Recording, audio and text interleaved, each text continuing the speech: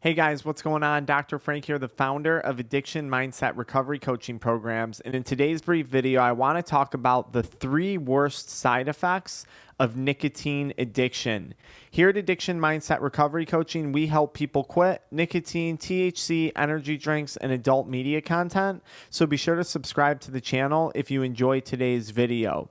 I'm not going to sit here and talk about cancer that develops from smoking cigarettes. I'm not going to talk about gum disease and issues that happen with chewing tobacco, or the insomnia and the heart arrhythmias and the fatigue that happens from vaping and the stomach problems.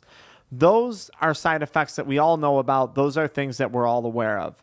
The worst side effect of nicotine addiction is the I can't mentality that it develops. So this is the point in the individual's quitting journey where they try and quit, and maybe this is their second, third, fourth, fifth try trying to quit nicotine, and they fail.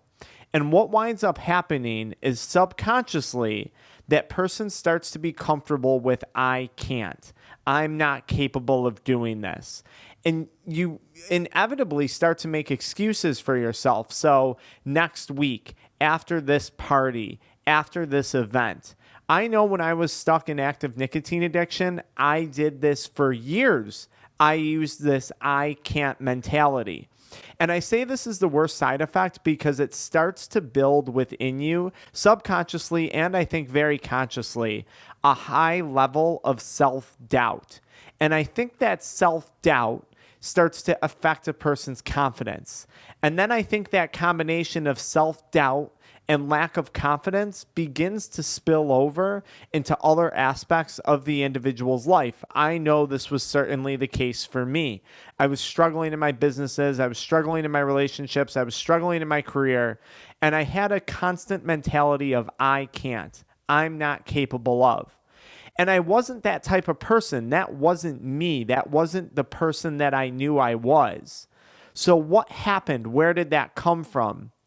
Now that I can look back on addiction and reflect on it, I firmly believe that mentality began with nicotine addiction and repetitive relapse. I'm not capable of quitting. I can't do this. How many other aspects of your life do you find yourself saying that? And then not only saying it, but finding yourself comfortable in not being able to accomplish that thing, not being able to accomplish that goal, not being able to secure that relationship. I don't have control of this. Are you saying that about your finances? Are you saying that about career? Whatever it may be. How many areas of your life has nicotine addiction begun to rot at this point in your addiction journey? Let me know in the comments below if you relate to that. Now, it's not completely your fault, and this is the second worst side effect of nicotine addiction, is the dependence that it creates on the user. I couldn't take a dump without using nicotine. I couldn't enjoy a car ride without using nicotine. I couldn't handle even the slightest amount of stress without using nicotine, in the same way that I couldn't even appreciate the slightest amount of joy without reinforcing it with nicotine. Nicotine creates an unbelievable level of dependence in the user. They can't think straight. They can't focus without it. They can't sleep without it. Maybe it impacts your appetite. Nicotine addiction develops a heck of a dependence. And this is what happens. Then you try and quit, and you relapse, and you find yourself saying, I can't do this, I can't quit, I'm not capable of, because that addiction has made you dependent upon that drug. No wonder why you're in the position that you may be in right now watching this. No wonder why I was in the position that I was in now that I have a better understanding of what this is. And the third worst side effect of nicotine addiction is the way in which it gets you hooked. It gives you a false promise. It's built on a lie. If you're anything like me, the first time I used nicotine was in high school. I was under a relative amount of stress. There was family issues, school problems, whatever, life. And I chose to manage that stress by using nicotine. And I picked it up in a social situation with a group of friends that I had. And for a moment, for a brief period of time, that nicotine was a source of stress relief. that nicotine was a source of socialization, that nicotine was a source of fun, it was a source of enjoyment. But that's where the lie is, because that's not what nicotine addiction is. It goes from something that maybe was beneficial to you at the time, something that felt good when you were younger, something that didn't impact you when you were younger, to something that just shreds you apart as you get older, both mentally and, of course, physically, with the side effects that most people experience from nicotine addiction. It lies to a person. It's this false promise of socialization and stress relief and all these things.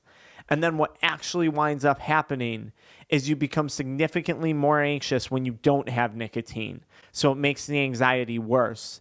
You become maybe more depressed when you don't have the nicotine because you're now not getting natural sources of dopamine hits and serotonin hits. You've become dependent upon nicotine as a source of that relief.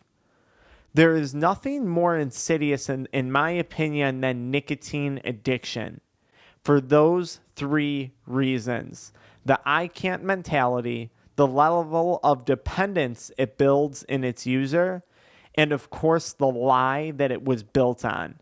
It's going to be okay. You're not going to do this forever. You're just having fun now.